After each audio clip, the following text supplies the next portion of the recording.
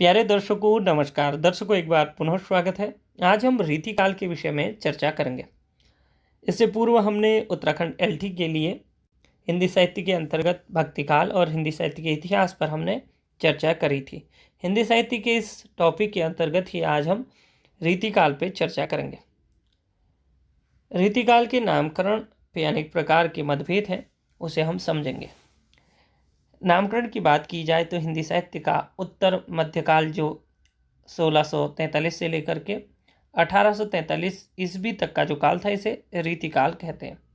काव्य में विशिष्ट रचना पद्धति को रीति कहा जाता है। आचार्य वामन के अनुसार विशिष्ट पद रचना रीति अर्थात विशेष प्रकार की पद रचना को रीति कहा जाता है, पद्धति जिसे बोलते हैं। संस्कृत काव्य शास्त्र में रीति शब्द का प्रयोग काव्य की रचना की विशेष पद्धति से होता है, अर्थात विशेष तरीके से। यह रीति काव्य का वह काव्य है जिसकी विशिष्ट रचना पद्धति अथवा नियमों के आधार पर की जाए। रीतिकाल के अनेक नाम इस प्रकार से हैं। मिश्र बंधु ने इन्हें अलंकृत काल कहा और आचार्य विश्वनाथ प्रसाद ने इन्हें श्रृंगार काल कहा। आचार्य रामचंद्र शुक्ल ने इसे रीतिकाल कहा। रीति काव्य के दो प्रमुख भेद हैं, एक रीति सिद्ध, एक रीति मुक्त। रीति सिद्ध काव्य की बात की जाए तो रीति सिद्ध कवियों के भी दो भेद हैं। पहला, काव्य के विभिन्न अंगों रस छंद अलंकार का काव्य शास्त्रीय परिचय देने के लिए जिन आचार्य कवियों ने लक्षण ग्रंथों की रचना करी वे रीति सिद्ध कवि कहलाए। इन रीति सिद्ध आचार्य कवियों में भी कुछ ने काव्य के सभी अंगों पर विचार किया और कुछ ने रस छंद अलंकार नायिका भेद आदि में किसी विशेष विषय पर लक्षण ग्रंथों की रचना की। दूसरे वे कवि हैं जिन्होंने कोई लक्षण ग्रंथ तो नहीं लिखे परंतु काव्यशास्त्रीय लक्षणों के आधार पर काव्य रचना करी। ऐसे कवि रीतिबद्ध कवि कहलाए। रीतिबद्ध कवि को इन्होंने दो भागों में बांटा। एक तो वो थे रीतिबद्ध कवियों को इन्होंने दो भागों में बांटा। एक तो वो थे कौन, जिन्होंने क्या किया था, जिन्होंने रीति में लिखने वाले काव्य के ग्रंथ लिखे थे। अर्थात जैसे संस्कृत में बात की जाए तो साहित्य दर्पण एक क्या है, एक लाक्षणिक ग्रंथ है। अर्थात उसमें लक्षण दिए गए हैं कि नायक कैसा हो, नायिका कैसी हो, नायक के कितने भेद हैं। वैसे ही रीति के समय में भी दो प्रकार से थे रीति सिद्ध कवियों में।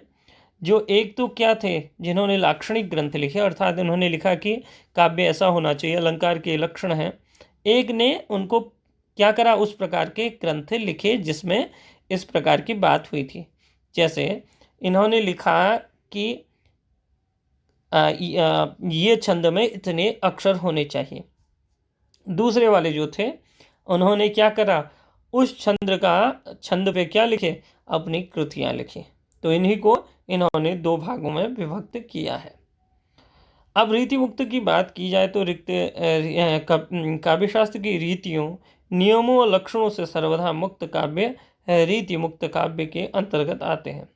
इसे रीति स्वच्छंद काव्य भी कहा जाता है। रीति से मुक्त या स्वच्छंद। रीति मुक्त कवियों में प्रेम श्रृंगार के अतिरिक्त भक्ति, नीति और वीरता विषयक व स्वतंत्र रचना इनके द्वारा रची गई। आगे देखते हैं। अब देखिए कुछ किस प्रकार के इसमें मतलब कवि हैं, यह हम देखते हैं। सबसे पहले देखते हैं कवि और उनकी रचनाओं में।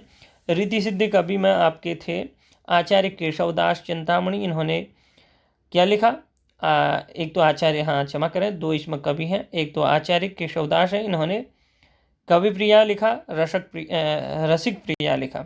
चिंतामणि ने क्या लिखा, रस विलास लिखा, छंद विचार लिखा। जैसे छंद विचार एक क्या है, रीति सिद्ध में पहला प्रकार है, अर्थात ये छंद के विचार को बताता है। पिंगल हो गया, श्रृंगार मंजरी हो गया, कवि कल्पतरु हो गया। इसके अलावा कुलपति मिश्र ने लिखा रस रहस्य, संग्राम सार, दुर्गा भक्ति। आचार्य देव ने लिखा भवानी विलास, अष्टयाम, रस विलास, काव्य रसायन, भाव विलास। इसी प्रकार आचार्य भिखारीदास ने लिखा रसारांश, श्रृंगार निर्णय, काव्य निर्णय और छंदोमय पिंगल। आचार्य ग्वाल ने लिखा रसिकानंद और साहित्यानंद, कवि दर्पण। सैयद गुलाम अली रसलीन ने लिखा रस प्रबोध, अंग दर्पण और पद्माकर ने लिखा पद्माभरण, जगत विनोद और मतीराम ने लिखा रसराज, ललित ललाम और फूल मंजरी। जशवंत सिंह ने लिखा भाषा भूषण, भूषण ने लिखा शिवराज भूषण और गोप ने लिखा रामचंद्राभरण। सुखदेव भूषण ने लिखा वृत्ति विचार, छंदो विचार। मुरलीधर भूषण ने लिखा अलंकार प्रकाश, छंदो हृदय प्रकाश। राम सहाय ने लिखा वृत्त तरंगिणी और तोष ने लिखा सुधानिधि। ये सारे क्या काव्य थे? रीतिबद्ध काव्य थे और पहला प्रकार था, अर्थात जिसमें हमने बताया कि इसमें क्या लिखे थे, नियम लिखे हुए थे। अब इन नियमों को परिलक्षित करने वाले ग्रंथों को देखते हैं। ये रीतिबद्ध ये भी काव्य थे। बिहारी ने सतसई लिखी, बिहारी सतसई। सेनापति ने कवित्त रत्नाकर लिखा। पृथ्वी सिंह रसनिधि ने रतन हजारा लिखा, कवित्त 12 मासा और रसनिधि सागर। कवि वृंद ने भी 12 मासा लिखा, भाव पंचाशिका लिखा, नयन 25 लिखा और पवन 25 लिखा। इसके अलावा नृपशंभु ने नायक नायिका भेद, नक्षिक और 7 शतक लिखे। नेवाज ने शकुंतला नाटक लिखा। कृष्ण कवि ने बिहारी सतसई की टीका, विदुर, प्रजागर इत्यादि कृतियां लिखी।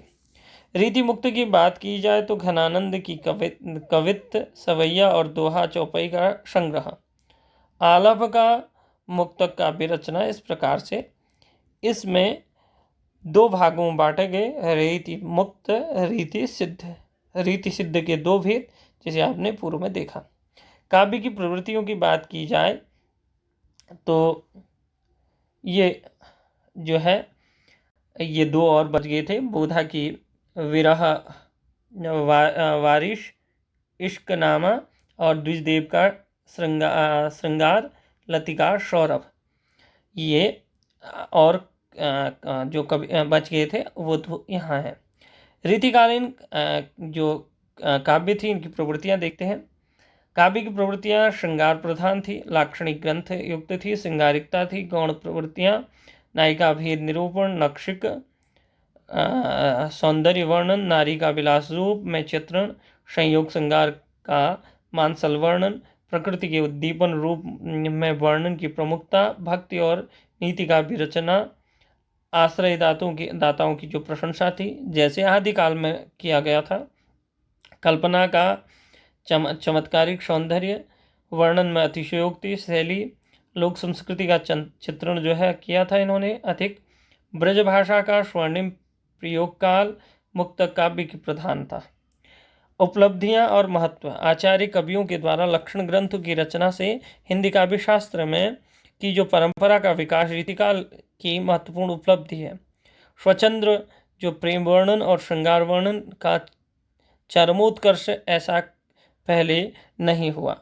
ज्ञान, भक्ति, नीति तथा वीर काव्य की रचना ब्रजभाषा का यह स्वर्णिम काल था। यद्यपि रीति काव्य प्रेम और श्रृंगार तक ही सीमित रहा, उसमें किसी जीवन दर्शन की अभिव्यक्ति नहीं मिलती, तो भी इस युग के काव्य ने सौंदर्यानुभूति और सुरुचि के नए प्रतिमान स्थापित किए। रीति सिद्धि काव्य जो है वाक्यम रसात्मकम काव्यम की उक्ति को चरितार्थ करता है। सर्वप्रथम रीति कवियों ने ही काव्य को शुद्ध कला के रूप में ग्रहण किया। दूसरी ओर रीति मुक्त काव्य हिंदी कविता के इतिहास में शुद्ध कविता की खोज का सर्वप्रथम प्रयास कहा जा सकता है इसे, क्योंकि यहीं से जो वो है रीति मुक्त के स्वर सुनाई देते हैं। प्रिय दर्शकों नमस्कार। अगर आपको हमारा यह वीडियो पसंद आया तो इस चैनल को सब्सक्राइब करें, लाइक शेयर कमेंट करें। नमस्कार, धन्यवाद।